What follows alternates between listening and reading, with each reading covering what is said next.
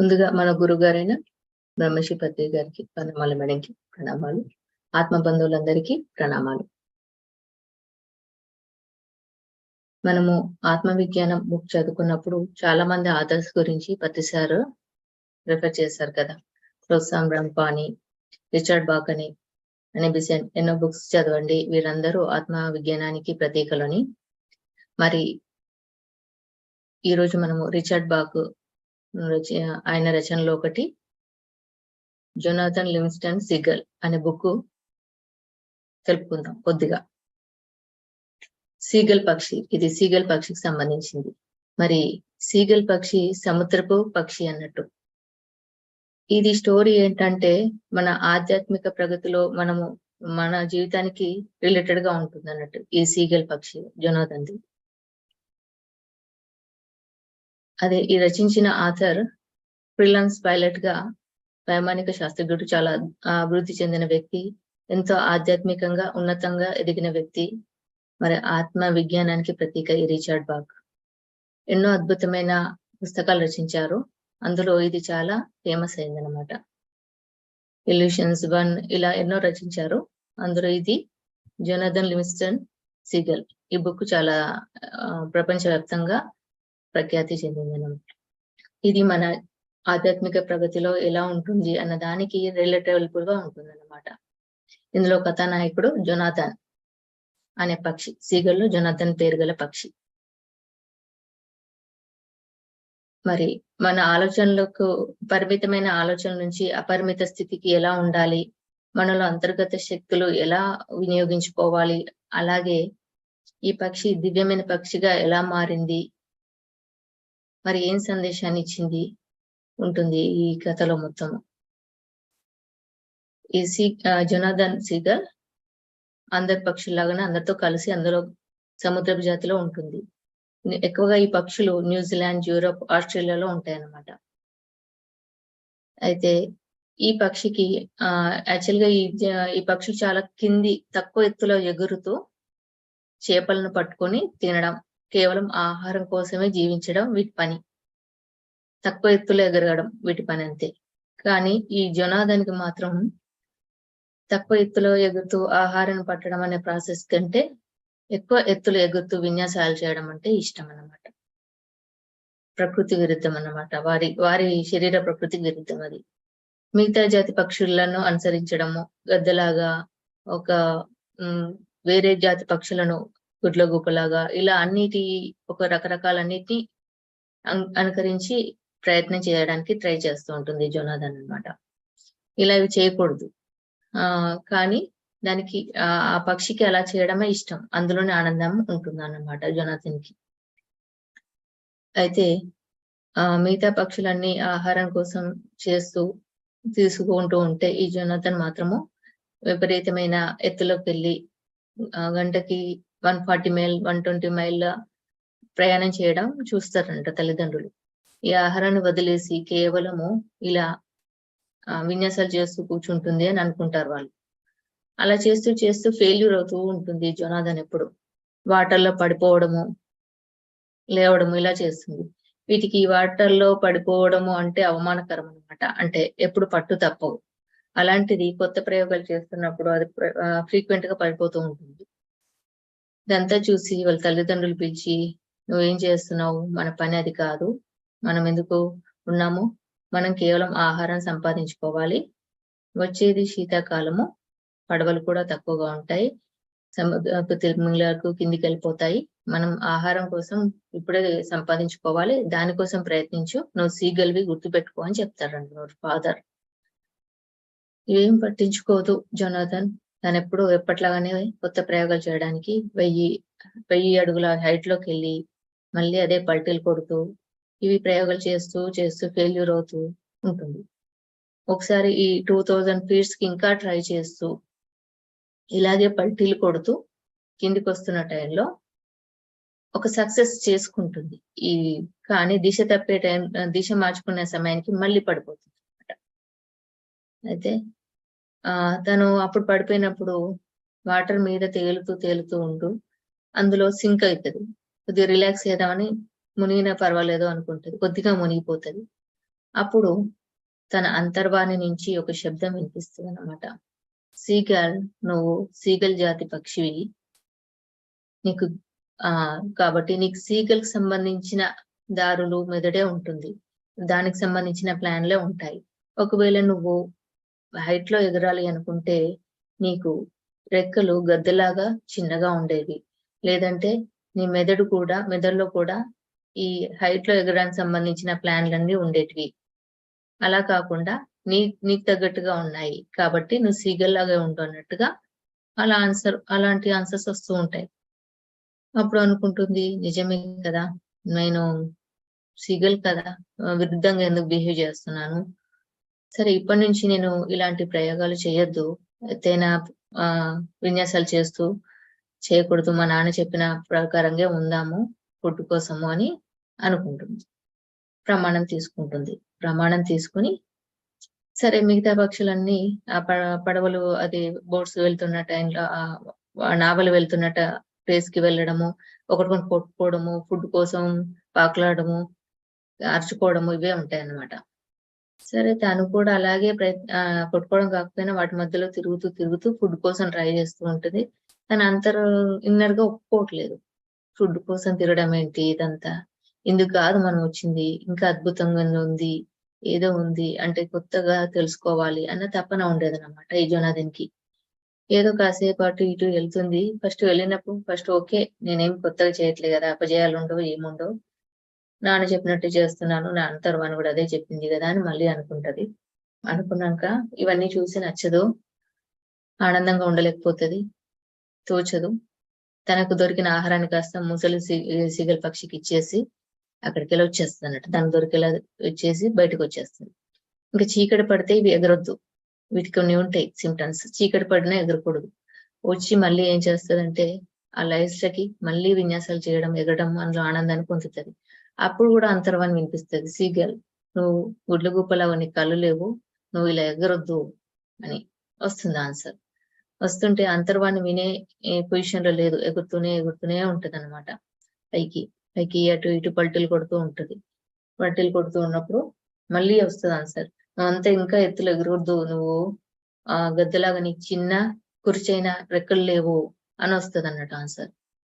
అప్పుడు ఒకటి స్ట్రైక్ అవుతుంది, పదే వస్తున్న ఈ ఆన్సర్ నుంచి, కరెక్టే, నాకు గద్దెలాగా కుర్చైన రెక్కలు లేవు, కానీ నా రెక్కలను కుర్చీగా చేసుకోవచ్చు కదా, ఇలా ఎందుకు ఆలోచించలేదు అని జోనాథన్ అనుకుంటుంది. అనుకొని ఆ రెక్కలను మడిచి చాలా ఎత్తులోకి వెళ్ళి ఎలా ప్రయత్నిస్తుంది అంటే 1000 హైట్ లో, 2000 హైట్ లో, 5000 హైట్ లో ఇలా ప్రయోగాలు చేస్తూ ఉంటుంది అనమాట. అలా ఎత్తులోకి వెళ్ళి ప్రయత్నం చేయగా అంతకుముందు ఎక్కువ రెక్కలు బరువు అనిపించేది, ఈ మర్చుకోవడం వల్ల బరువు తగ్గి ప్రశాంతంగా కొద్దిగా ఫ్రీ అవడం మొదలవుతుంది అనమాట. అలా చాలా ఎత్తులు వెళ్ళి ఏం చేస్తుందంటే ప్రయత్నం చేస్తే ముందు కంటే కొద్దిగా బెటర్ గా అయిపోతుంది అనమాట.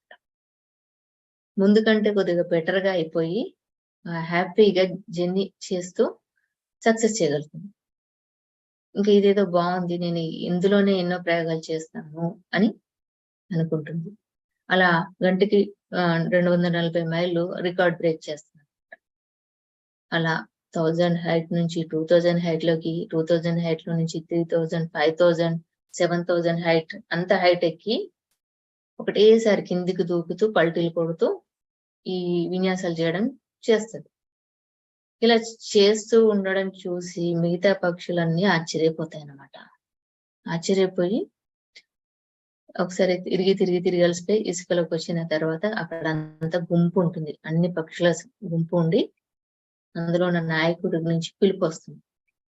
తనకి సీగల్ పక్షికి పిలుపు వచ్చి తక్షణమే రావాలి అని. అప్పుడు సీగల్ అనుకుంటుంది, నాయకుడి నుంచి పిలుపు వచ్చింది అంటే సెంటర్లో నిల్చోవాలి అంటారు అన్నట్టు. అక్కడ ఏదైనా గొప్ప విషయం సాధించినప్పుడన్నా సెంటర్లో నిల్చోబెడతారు, ఏదైనా సరికాని ఇది చేసినప్పుడన్నా నిలదీస్తారన్నమాట. ఇప్పుడు తన దృష్టిలో తన గొప్ప విషయం సాధించిందే అన్న ధీమాలో ఉందన్నమాట జోనాథన్ సీగల్. నేను ఎన్నో విన్యాసాలు చేసి రికార్డ్ బ్రేక్ చేశాను కాబట్టి సో వీళ్ళకి అద్భుతాన్ని షేర్ చేసుకోవాలి అన్న కాన్సెప్ట్ లో ఉండిపోయింది అక్కడ. వెళ్ళి మధ్యలో నిల్చోగానే తిట్టడం మొదలెడతారు. నువ్వు మా పరువు గంగలో కలిపావు, ఇష్టం వచ్చినట్టు బిహేవ్ చేస్తున్నావు, మాలాగా లేవు, నువ్వు ఆ విన్యాసాలేంటి, ఆ పల్టీలేంటి, పైకి ఎగడాలేంటి, కింద పడాలేంటి, ఇలా తిట్టడం మొదలెడతారనమాట. సో నువ్వు ఇలా ఉన్నందుకు నిన్ను ఇక్కడి నుంచి మా జాతి నుంచి బహిష్కరించి నీకు వేరే సంచారం లేని ప్లేస్ లోకి పంపడం జరుగుతుంది, నువ్వు ఇక్కడ ఉండకూడదు అని వారు బహిష్కరించడం మొదలెడతారు. అక్కడ ఏ నిర్ణయమైనా గౌరవించాలి. కాకపోతే సీగల్కి తను సాధించింది అందరికీ చెప్పాలి అన్న తపన ఉండి చెప్తుంది, నేను చేసింది ఏం తక్కువ పని కాదు, చాలా అద్భుతము. ఈ అద్భుతం దీనివల్ల నేనేం పొందానో మీకు అందరికీ వివరించాలనుకుంటున్నాను. ఇది చాలా బాగుంటుంది. మనం కేవలం ఆహారం సంపాదించడం కోసమే రాలేదు, ఇంకా అది ఏదో ఉంది మనం తెలుసుకోవాల్సింది అని చెప్తూ ఉంటుంది. అవన్నీ చాలా కోపంతో ఉంటాయి, ఇంకా రాళ్లతో కొట్టేలా ఉంటాయి అన్నమాట, అంత కోపంతో ఉంటాయి. వీటి జొనాథన్ మాటలు వినడానికి సిద్ధంగా లేవు. ఇంకా అక్కడి నుంచి బహిష్కరించేస్తారు.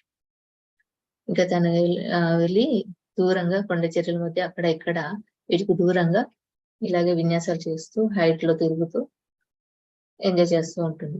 తను తెలుసుకున్న విషయం ఏమిటంటే, ఎప్పుడైతే మనం కొత్త వాటిని ఆవిష్కరిస్తామో, కొత్త వాటిని నేర్చుకుంటామో, అందులో నుంచి స్వేచ్ఛ వస్తుంది, శక్తి వస్తుంది, ఆనందం రెట్టింపు అవుతుంది అనే విషయాన్ని తను కనుగొంటది.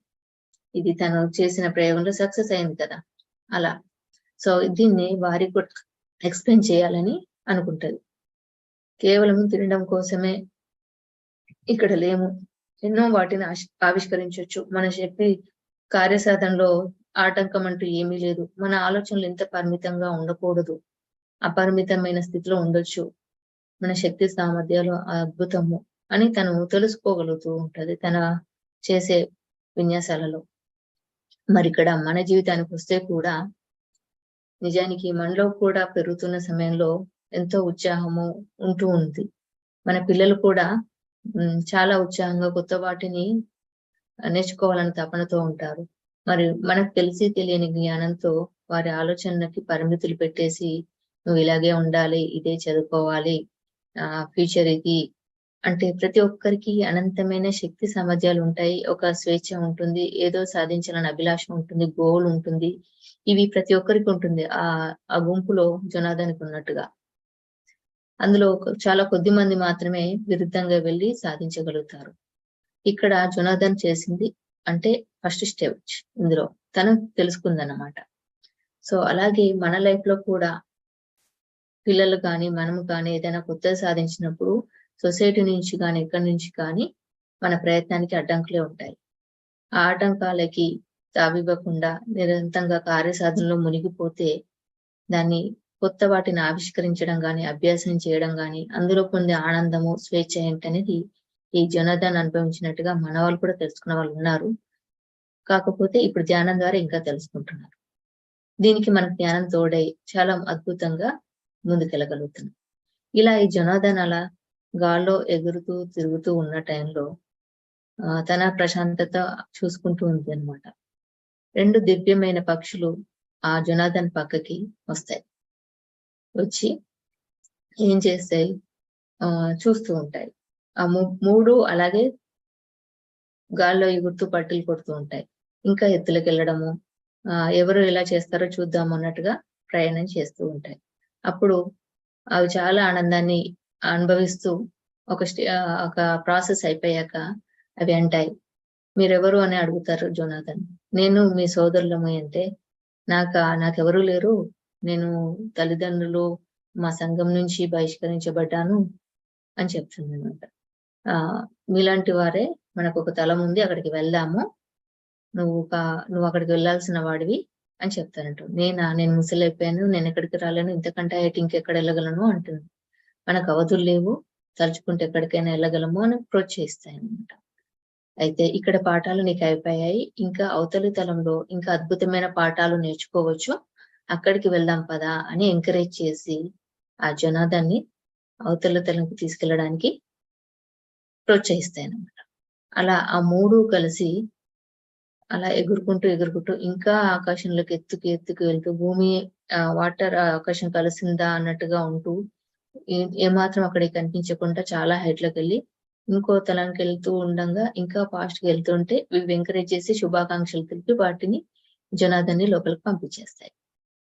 అలా జొనాథన్ అక్కడికి వచ్చి లోపలికి ఎంటర్ అవుతుంది అనమాట ఇంకో తలంలో. అది చూడగానే ఇది స్వర్గమా ఏంటి ఇంత అద్భుతంగా ఉంది, కింద నేను చూసిన ప్లేస్ లో లాగా అక్కడ ఉన్నంత ఎక్కువ సీగల్స్ లేవు, ఇక్కడ తక్కువ పరిమాణంలో ఉన్నాయి, స్వర్గం అంటే ఇలా ఉంటుందేమో అని ఆనందంగా కళ్ళతో చూస్తూ ఆస్వాదిస్తూ ఉంటుంది అనమాట మిగతా సీగల్ పక్షులతో ఉండి. ఆ శక్తి పరిధి మారిన తర్వాత మాటలు కూడా టెలిపతికి కన్వర్ట్ అయిపోతాయి అన్నమాట. ఎక్కువగా మాటలు మాట్లాడొచ్చు, కానీ టెలిపతిలో కెపాసిటీ పెరుగుతుంది అన్నమాట. అయితే ఆ తలంలో చాలా మంది ఇలా విన్యాసాలు చేస్తూ కొత్తవి నేర్చుకున్న వాళ్ళే అన్నమాట. ఈ జొనాథన్ ఆ తలంలోకి వెళ్ళాక దివ్యమైన తలంలోకి చియాంగ్ అనే గురువు ఉంటాడు అనమాట. చాలా ఓల్డ్ వ్యక్తి, కానీ చూడడానికి యంగ్ గానే ఉంటాడు. అంటే అంత శక్తితో ఉంటాడు. అంటే ఈ మన ఎనర్జీకి వాయిస్ కి సంబంధం ఉండదు కదా అలా.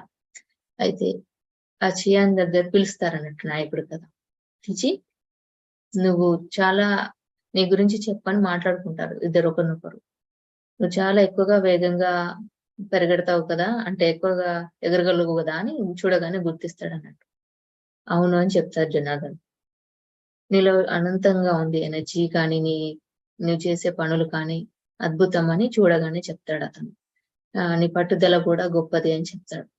అయితే ఇంకా అద్భుతంగా చేయొచ్చు అంటే ఇంకా ఎలా చేయొచ్చు, ఇన్ని లక్షల మైళ్ళు, ఇన్ని లక్షల హైట్స్ అని అడుగుతారు. సంఖ్య అనేది లిమిట్, సంఖ్యకు అతీతంగా ఉండాలి మనము అని చెప్తాడు అన్నట్టు ఆశయంగానే నాయకుడు. సంఖ్య ఎప్పుడు ఒక పరిధి వరకే ఉంటుంది. మన నిష్ణాత, మన వేగంలో నైపుణ్యత పెంచుకోవాలంటే, నిష్ణాతలో ఉండాలి అంటే లిమిటేషన్ ఉండదు, అపరిమితమైన శక్తితో ఉండాలి, అది మనోశక్తితో ఉండాలి అని చెప్తారనమాట. అని చెప్పి సెకండ్ లో ఇక్కడ ఉన్న అతను కొన్ని మైళ్ళ దూరంలో కనిపించి సెకండ్ లో ఈయన ముందట జనార్దన్ ముందట కనిపించేస్తాడు. అలా సెకండ్స్ లో వెళ్ళిపోయి సెకండ్స్ లో రావడం చూసి ఈ జనార్దన్ షాక్ అవుతాడు. ఇదేంటి ఇంత తక్కువ సెకండ్స్ లో ఇన్ని మైళ్ళు ఎలా వెళ్ళారు, మళ్ళీ అంత తొందరగా నా దగ్గరికి ఎలా వచ్చారు అని అడుగుతాడు ఈ జనార్దన్. అవును, ఇది మనోశక్తితో చేసేది, మన శక్తి అపరిమితము, త్రికరణ శుద్ధిగా ఉన్నప్పుడు మన మనసు ఆ శక్తిని మనము ఎలా ఉపయోగించుకోవచ్చో తెలుస్తుంది అని చెప్తాడు. అలాగా అంటే నేను నేర్చుకోవచ్చా, నాకు ఎప్పుడు నేర్పిస్తా అంటే ఈ క్షణమే నేర్పిస్తాను అంటుంది చియాంగ్ అనే గురువు అనే వ్యక్తి, ఆ సీగల్. సరే అని చెప్పేసి ప్రాసెస్ చెప్తారనమాట. ముందుగా మనం ఎక్కడ అనుకున్నామో అది మన మనసులో ఊహించుకోగానే మనం అక్కడ ఉండిపోవాలి, అలా ఉండాలి అని చెప్పారనమాట. సరే అని చెప్పేసి తను సూర్యోదయం నుంచి సూర్యాస్తమయం వరకు అసమానం ప్రయత్నిస్తూనే ఉంటుంది అనమాట జనార్దన్. ఎంత ప్రయత్నించినా తను వెళ్తున్నట్టుగానే అనిపిస్తుంది, మళ్ళీ వెళ్ళలేకపోతుంది. మళ్ళీ ఆ చియాంగ్ వచ్చినప్పుడు చెప్తుంది, నేను మీలాగా సాధించలేకపోతున్నాను అంటే, ఇంత మంచి స్వర్గంలో ఉన్నప్పుడు అంటే స్వర్గం అంటే ఏమనుకుంటున్నాను, అది కాలం కాదు, ప్రదేశము కాదు, మనలో పరిపక్వత. స్వర్గం అంటే సంపూర్ణ పరిపక్వత, అది ఒక లిమిట్ కాలంతో ఉండదు, అది ప్రదేశంతో ఉండదు అని చెప్తా అన్నట్టు. సో ఎప్పుడైతే నువ్వు ఏకాగ్రతతో ఇది నువ్వు అనంతమైన శక్తిని నమ్ముతావో, నువ్వు చేయగలవో, దాన్ని సులువుగా నువ్వు సాధించగలుగుతావు అని చెప్తారు. సరే అని చెప్పేసి ఆ క్షణమే జొనాథన్ సంపూర్ణ శక్తిని పెట్టి తన శక్తిని ప్రదర్శించినప్పుడు క్షణాల్లో తను అనుకున్న ప్రదేశంలో ఉండి మళ్ళీ ఇక్కడ రాగలుగుతాడు అనమాట. ఇది చాలా తక్కువ సమయంలోనే జొనాథన్ నేర్చుకుంటాడు. ఇలా అక్కడ మిగతా సీగల్స్ తో కలిసి తను తొందరగా నేర్చుకున్న తర్వాత తోటి ఫ్రెండ్స్ తో అక్కడ సేద తీరుతున్నప్పుడు ఒక సీగల్ అంటుంది, నువ్వు చాలా గొప్పవాడివి, మేము ఎన్నో వేల జన్మలు ఎత్తాము ఈ ఒక తలం నుంచి ఇంకో తలంలోకి వెళుతూ ఈ స్థితికి రావడానికి, కానీ నువ్వు ఒక్క జన్మలోనే వచ్చేస్తావు. మేము ఎన్నో వేల జన్మలు ఎత్తి మేము ఎప్పుడు వెనుకకు చూడలేదు, వర్తమానంలో ఉంటూ నేర్చుకోవడమే దాని మీద ధ్యాస పెట్టి వచ్చాము అంతే. ఆ నేర్చుకోవడం అనే ధ్యాసతో వచ్చి ఆ అన్ని వేల జన్మల తర్వాత మేము ఇక్కడ చేరుకున్నాక కూడా 100 ఏళ్ల జన్మల తర్వాతనే నిష్ణాతులం అవ్వగలుగుతున్నాం. కానీ అలాంటిది నువ్వు మాత్రం ఒకే ఒక జన్మలో ఇంత సాధించావు అని జనార్దన్‌తో ఇంకొక సీగల అనేస్తుంది. కాబట్టి నీలో శక్తి సామర్థ్యాన్ని సద్వినియోగపరచుకోమని ఎంకరేజ్ చేస్తారన్నమాట. ఇదంతా టెలిపతి కనెక్షన్ ద్వారా జరిగిపోతుంది. ఇక అక్కడ చియాంగ్ ఎన్నో కొత్త వాటిని నేర్పిస్తూ శిష్యులకి అందరికీ నేర్పిస్తూ జొనాథన్ కూడా చాలా గొప్ప ఈ విన్యాసాలలో ప్రదర్శనలు అన్ని నేర్పించడం మొదలు పెడతారన్నమాట. సో ఇక అన్ని నేర్చుకున్న తర్వాత జొనాథన్ కొత్త శిష్యులకి అక్కడ నేర్పించడం ప్రాక్టీస్ చేస్తాడు. జొనాథన్ అక్కడ ఉన్న శిష్యులకు అందరికీ నేర్పిస్తూ వాళ్ళు కూడా నిష్ణాతులైన సమయంలో తనకు ఒక ఆలోచన వస్తుంది. నేను ఎక్కడి నుంచి వచ్చానో అక్కడికి వెళ్ళి చూపించాలి, ఇంత గొప్పటి సత్యాన్ని వాళ్ళకి తెలపాలి, నాలాగా ఆలోచించే సీగల్స్ ఉండవచ్చేమో అన్న ఆలోచన మొదలవుతుంది ఈ సీగల్కి, జొనాథన్ సీగల్కి. నాలాగా ఆలోచించే సీగల్స్ ఉన్న వాటికి ఈ విద్య తెలియాలి అనే ఆలోచన వస్తే మిగతా సీగల్ ఫ్రెండ్స్ అంటారు, అక్కడ నుంచి నువ్వు బహిష్కరించబడ్డావు కదా, అవసరం లేదు, మనం వెళ్ళొద్దు అంటుంది. లేదు, మనం తెలుసుకున్న సత్యాన్ని అందరికి పంచాలి అని అనుకుంటుంది. ఎందుకంటే సీగల్ తను నేర్చుకున్నప్పుడు కోపము, విసుగు, ఇవన్నీ మనల్ని ఎనర్జీని తక్కువ చేసేస్తాయి. అలాగే మనలో శక్తిని తక్కువ చేయడమే కాకుండా అనంతమైన సత్యాన్ని చేరలేమని చెప్తారంట, ప్రేమ లేకపోతే, ప్రేమ కరుణ. కాబట్టి ఎవరి చేతైతే వెలివేయబడ్డామో వారిని క్షమించడము, ప్రేమగా మన లోపల ఫీల్ అవడం రావాలన్నమాట. అక్కడి నుంచే వస్తుంది శక్తి ఉన్న సంపూర్ణ జ్ఞానం. సో ఇది తెలుసుకుంది కాబట్టి జొనాథన్ ఈ సత్యాన్ని తప్పకుండా నాలాగా అభిలాష ఉండే వారిని వెతుక్కొనైనా వారికి చెప్పాలి అన్న నేను స్ట్రాంగ్ గా వచ్చి తన తక్షణ పర్పస్ ఏంటో తెలుసుకొని అక్కడి నుంచి వేరే తలంకి వెళ్ళాలని డిసైడ్ అవుతుంది. తను డిసైడ్ అయినప్పుడు ఆ ఫ్రెండ్ కూడా నువ్వేమో ఇంకా నువ్వు డిసైడ్ అయ్యాక నేనేం చేసేది పదా అని తను కూడా వస్తుంది అనమాట. ఇక్కడ శిక్షణ అంటే ఇక్కడ చాలా మంది శిష్యులు నేర్చుకున్నారు కదా, వాళ్ళు అద్భుతమైన విన్యాసాలు చేస్తున్నారు. ఆ విన్యాసాలను చూసి మిగతా వారికి నేర్పించగలుగుతారు ఆ శిష్యులందరూ. మనం ఇక్కడ ఇంకా అవసరం ఏం లేదు ఇక్కడ పని అని చెప్తారు. సో అక్కడి నుంచి వెళ్తుంటే మిగతా ఫ్రెండ్స్ అయ్యో మనం విడిపోతున్నామే అంటే ఒక్క క్షణం ఆలోచించు, మన ఈ స్థితి ఇంత ఎదిగాము అంటే అనంతమైన అద్భుత శక్తి, అంతర్గత శక్తి ద్వారా. మరి విడిపోవడం అంటే ఎక్కడ ఉంటుంది, కాలానికి అతీతంగా ఉన్నాం మనం అని గుర్తు చేస్తుంది అన్నట్టు. అలా గుర్తు చేసినప్పుడు కరెక్టే కదా అని అనుకుంటుంది. అలా సీగల్ భూమి మీదకి వెళ్ళడానికి నిర్ణయం తీసుకుంటుంది. ఇలా భూమి మీదకి వెళ్ళడానికి జొనాథన్ తీసుకుంటాక పరిణామాలు ఏమైనా అనేది మరి నెక్స్ట్ తెలుపుకుందాం. మరి ఇక్కడ జొనాథన్ అనే లాగా మన పత్రి గారు కూడా సదానంద గురు దగ్గర ఎన్నో తెలుసుకొని ఎన్నో సత్యాల మీద ఎక్స్పెరిమెంట్ చేసి ఆ తెలుసుకున్న సత్యం తన వరకే ఉండకూడదు అని మరి అందరికీ తెలియాలి, ఇది అందరికీ తెలియచెప్పాలి అన్న జిజ్ఞాసతో భూమి మీదకి వచ్చారు కదా. ఇలాగే ఉంటుందన్నమాట రిలేటెడ్ గా. సో ఎంతో మంది ఆత్మజ్ఞానాన్ని నేర్చుకోవాలన్న పిపాసకులు అందరూ మరి ఇలాంటి గురువు దగ్గర చేరారు కదా. సో ఇలా లింక్ ఉంటుంది మనకి. ఎప్పుడైతే తనలో కొత్తవి ఆవిష్కరించుకున్నప్పుడు, కొత్త విషయాలు నేర్చుకున్నప్పుడు మనలో శక్తి అద్భుతం అవడమే కాకుండా స్వేచ్ఛను పొందగలుగుతామన్న విషయము తెలుసుకుంది కదా జొనాథన్. ఎలా తనకు అనిపించిన ఆనంద స్థితిని అన్ని రకాలుగా పట్టు వదలకుండా కేవలం ఆహారం కోసమే కాదు వచ్చింది, ఏదో అతీతమైనది సాధించేది ఉంది, మన శక్తులు వృధా అవ్వకూడదు, అద్భుతాలు సృష్టించగలవు అన్న ఒక చిన్న ఆలోచన తను ఇంత గొప్పగా దివ్యమైన పక్షిగా మారడానికి ఛాయిస్ వచ్చింది. అంటే మనలో కూడా అనంతమైన దివ్యత్వం ఉంది, ఆ దివ్యత్వాన్ని చేరండి అని మనం ఈ గురువు గారి ద్వారా మనం ఆనాపాన సతి ధ్యానం ద్వారా తెలుసుకోవడం జరుగుతుంది. మరి ఆ దివ్యత్వాన్ని ఒక్కొక్కరు ఒక్కొక్క రీతిలో తెలుసుకోవడమే కాకుండా ఎంతో మంది ఎక్స్ప్లెయిన్ చేయడం కూడా జరిగింది. మరి వీటికి మనకి చాలా, ఈ కథకి మనకి చాలా దగ్గరగా ఉంది. ఎప్పుడైనా కొత్త నేర్చుకోవాలన్నప్పుడు, మనం కొత్త సత్యాన్ని తెలుపుతున్నప్పుడు చుట్టూరంగా మనకి అవరోధాలు ఎలా వస్తాయి, దాన్ని ఎవరు ఒప్పుకుంటారు, ఎవరు ఒప్పుకోరు, పరిష్కరించడము, ఇవన్నీ వాటితో సంబంధం లేకుండా సత్యాన్వేషణలు, తను తెలుసుకున్న దాని పట్లనే వెళ్ళాలనే తపన, ఇవన్నీ మన మాస్టర్స్ కి రిలేటెడ్ గా ఉన్నాయి, రిలేయబుల్ గా ఉన్నాయి. సో ఈ అద్భుతమైన స్టోరీకి మన ఆధ్యాత్మిక ప్రగతికి చాలా లింక్ ఉంటుందన్నమాట. మరి నిజమైన సాధకుడికి ఏవి అడ్డు ఉండవు. అలాగే మన ఆలోచనలు పరిమితం కాదు, అపరిమితము అని ఈ జొనాథన్ స్టోరీలో మనకు అద్భుతంగా తెలుసుకోవడం జరుగుతుంది. Thank you masters. మరి కొంత బాగా రేపు తెలుపుకుందాం. Thank you.